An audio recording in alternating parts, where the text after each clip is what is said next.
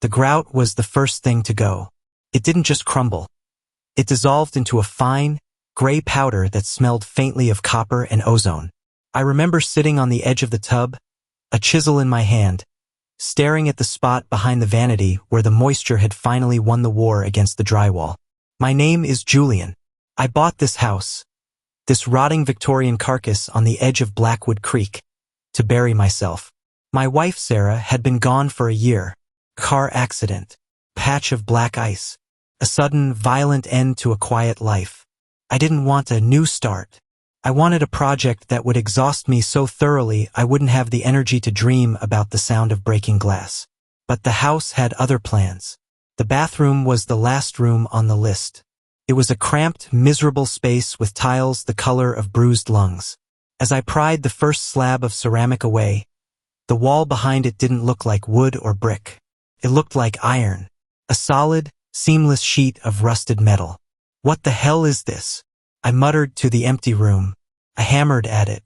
The sound wasn't a dull thud.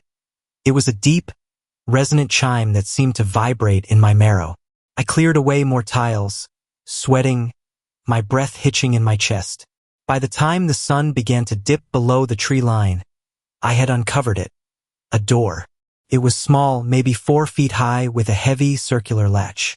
No keyhole. No hinges. Just a seam in the metal that looked like it had been welded shut by someone who never wanted it opened. I should have stopped. Any sane man would have covered it back up with plywood and called a contractor.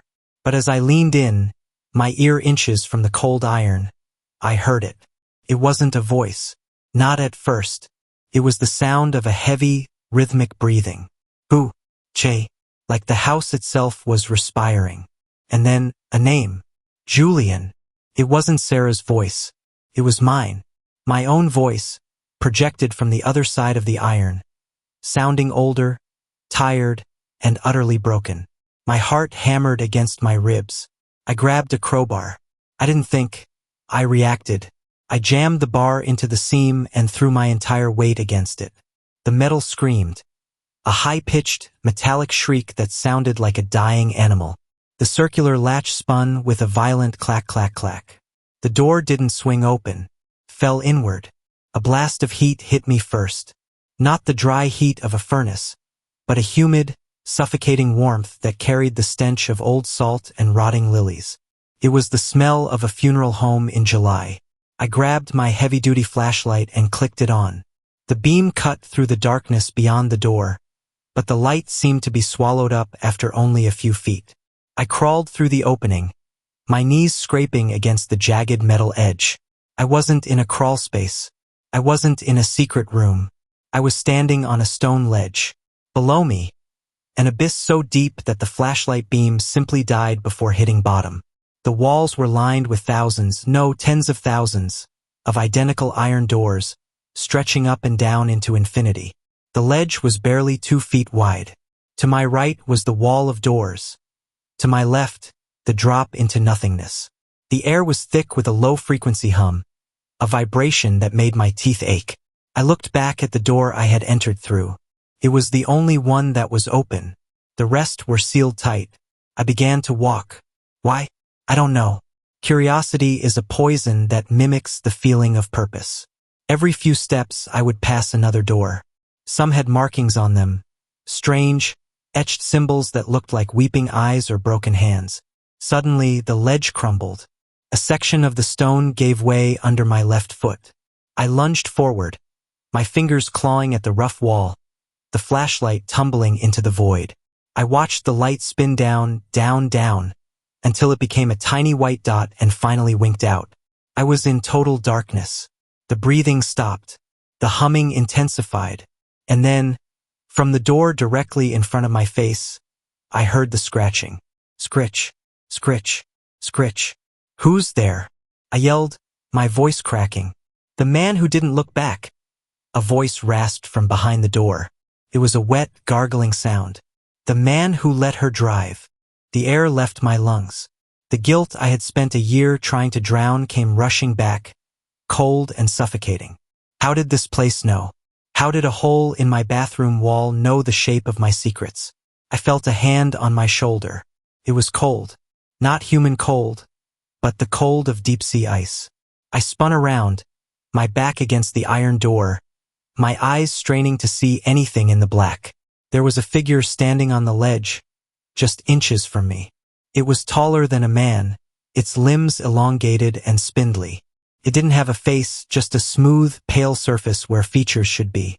"Julian," it whispered. This time it did sound like Sarah. "You're not her," I sobbed. "You're not real." "I am as real as the ice on the road," the thing replied. It reached out, its fingers grazing my throat. "Do you want to see her, Julian? Do you want to see where the broken things go?"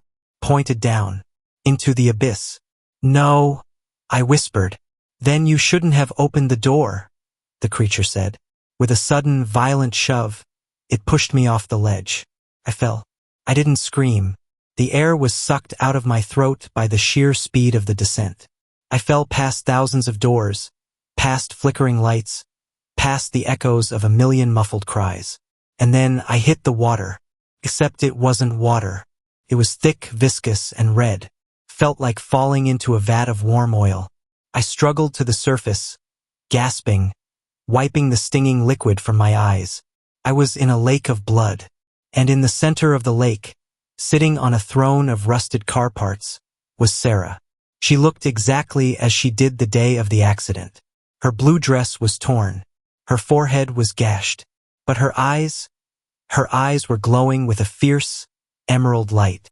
"Welcome home, Julian," she said, her voice echoing across the crimson waves. "I've been waiting for you to finish the renovation." The lake wasn't just liquid. It was memory. Every time I moved my arms to stay afloat, I felt the texture of things that shouldn't be there.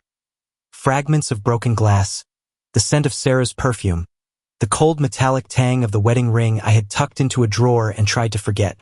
Sarah sat on that throne of jagged steel, her eyes tracking my struggle with a terrifying, alien stillness. Behind her, the English auto-generated "My ship sank and the Queen of the Abyss took me to her kingdom to train h.txt verbatim file comes to mind when I look at her. She was no longer my wife. She was a sovereign of the sunken. "Julian," she said, and the lake vibrated with her voice. "You spent so much time cleaning the house. Why didn't you clean your heart?" I reached the base of her throne, my hands bleeding as I gripped the rusted edges of what looked like the door frame of our old sedan. "Sarah, please. I didn't mean for any of this. It was an accident." "Accidents are just the lies we tell ourselves to stay sane," she whispered. She leaned down, her face inches from mine. The emerald glow in her eyes wasn't light.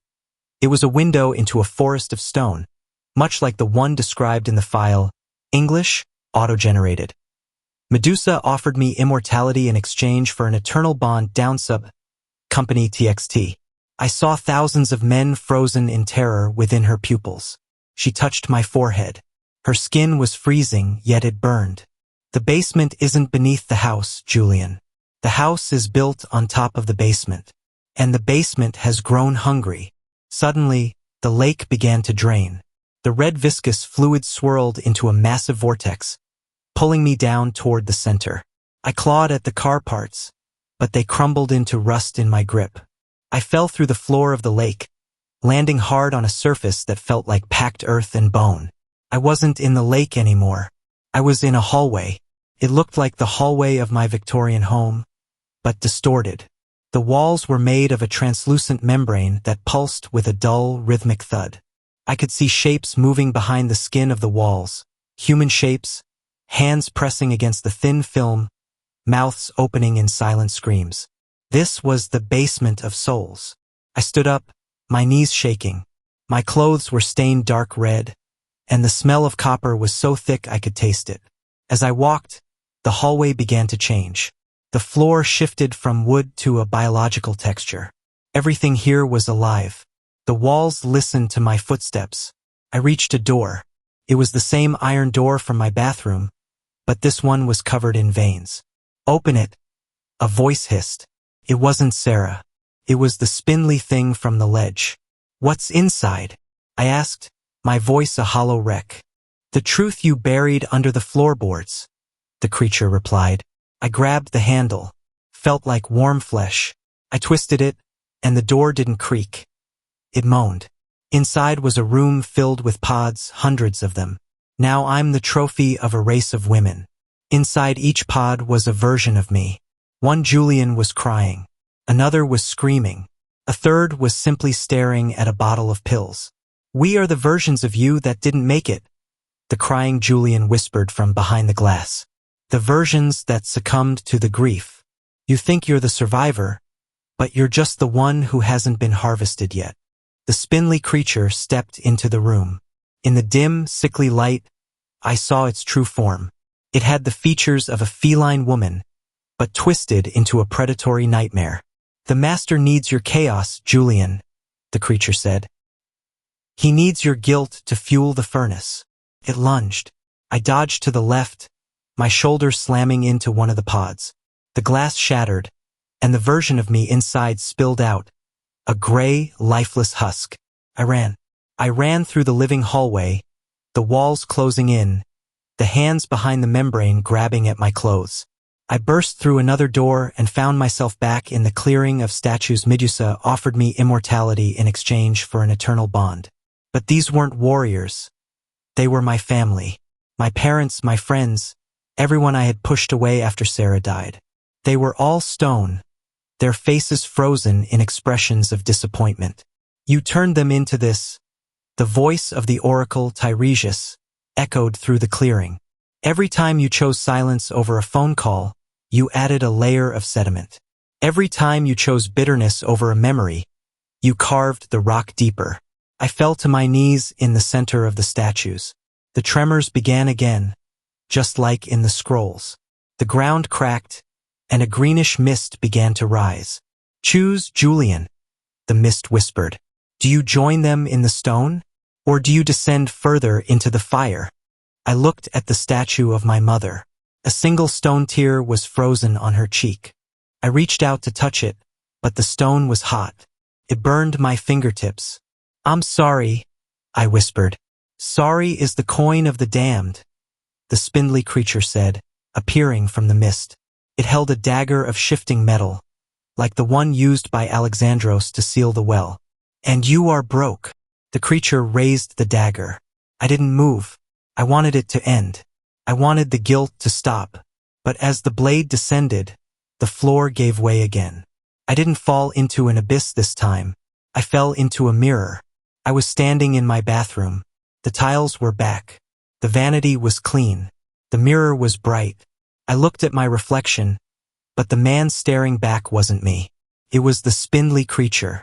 I touched my face. Felt smooth. I looked down at my hands. They were long, pale, and clawed. I looked at the bathtub. Sarah was sitting in it. She wasn't dead. She wasn't a queen. She was just Sarah, reading a book, her hair pinned up. Julian, are you okay?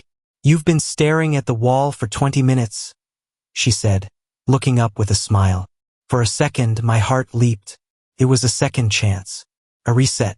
I opened my mouth to speak, but only a dry, rattling hiss came out. Sarah's smile faded.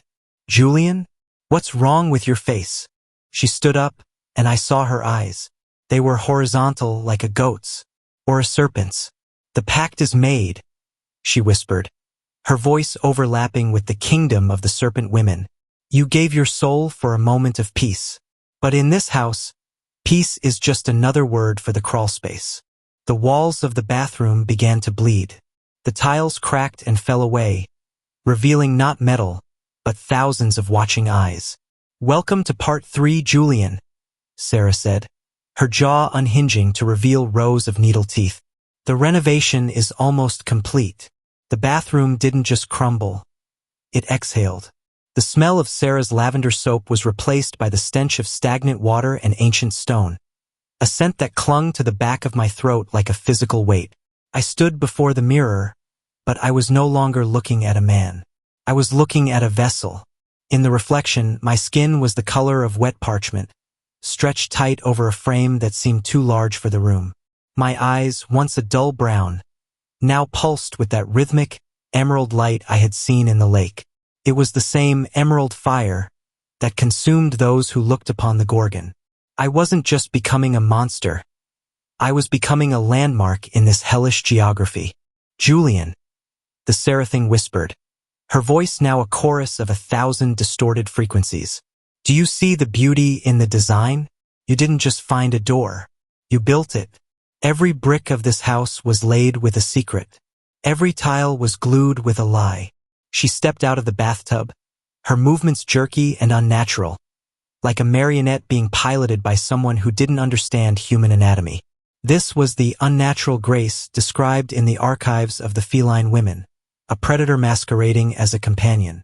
I didn't build this, I wheezed, the sound coming from a throat that felt like it was lined with rusted needles. I just wanted a home. A home is a cage with curtains, Julian, she said, her fingers, now elongated and tipped with obsidian black nails, tracing the line of my jaw. And you've been a very busy bird. The house began to invert. The floorboards beneath my feet peeled back, revealing not the joists of a Victorian building, but rows upon rows of human teeth, set into gums of dark, throbbing soil. The ceiling liquefied, dripping a thick, black ichor that felt like liquid shadow. I tried to run for the hallway, but the hallway was gone. In its place was a vertical shaft that dropped straight down into a furnace of blue flames. This was the core of the abyss, where the queen of the sunken kingdom forged her subjects. I realized then that my renovation had been a ritual. Every nail I pulled, every wall I tore down, had been a step in dismantling the barrier between this world and the one that had been waiting for me since the day of the accident. You thought you were fixing the plumbing, Sarah laughed, a sound like glass breaking in a vacuum. But you were opening the veins. The house is hungry, Julian, and you are the feast. Suddenly, the spindly creature from the ledge, the one that looked like a trophy of a space mission, merged with the shadows of the room. It didn't attack me. It walked into me. The pain was beyond physical. It was a spiritual collision. I felt my memories being rewritten. The car accident, the black ice. I didn't just let her drive. I had reached for the wheel.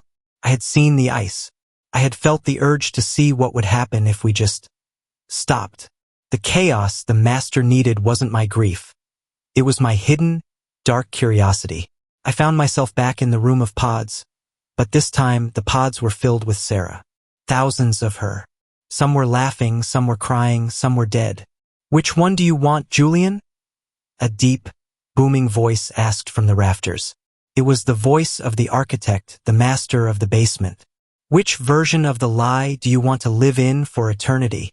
I looked at a pod where Sarah was holding a child we never had. I looked at another where we were old, sitting on a porch. I want the truth, I screamed, my voice finally breaking the illusion. The pods shattered simultaneously. The liquid inside didn't spill. It rose, forming a massive, undulating serpent made of Sarah's faces. This was the serpent of the eternal bond. Coiled around me, its scales cold and damp. The truth is that there was no accident. The serpent hissed with 10,000 mouths. The truth is that you never left the car. You've been in the basement since the moment the glass shattered. This house, this bathroom, this door. It's all the dream of a dying man. The scene shifted one last time. I wasn't in a bathroom. I wasn't in a basement. I was sitting in the driver's seat of a crumpled sedan, upside down in a ditch. The smell of copper wasn't the lake of blood. It was the blood running down my own face. Next to me, Sarah was gone. The door on her side was missing. I looked out the window. In the distance, through the snow and the darkness, I saw a house. A crumbling Victorian carcass on the edge of a creek. A light was on in the upstairs bathroom. I saw a figure in the window. It was a man, holding a chisel, staring at the wall behind the vanity. He looked like me. He was me. Julian. A voice whispered from the back seat. I turned my head, agonizingly slow. Sarah was sitting there. Her eyes were emerald green. Her jaw was unhinged. The door is open, she said. In that moment, I realized the horrifying truth. The hell I had found wasn't a place I had traveled to. It was a loop I was trapped in. Every time I woke up in the house to start the renovation, I was just beginning another cycle of the descent. The hidden door wasn't a portal to the abyss. It was the exit I kept refusing to take because I wasn't ready to admit I was dead. The man in the window looked down and saw me in the car. He didn't come to help. He just smiled, picked up his hammer, and struck the iron door one more time. Clang. The world went black. Clang. Julian, Sarah whispered. Clang. Time to start the bathroom.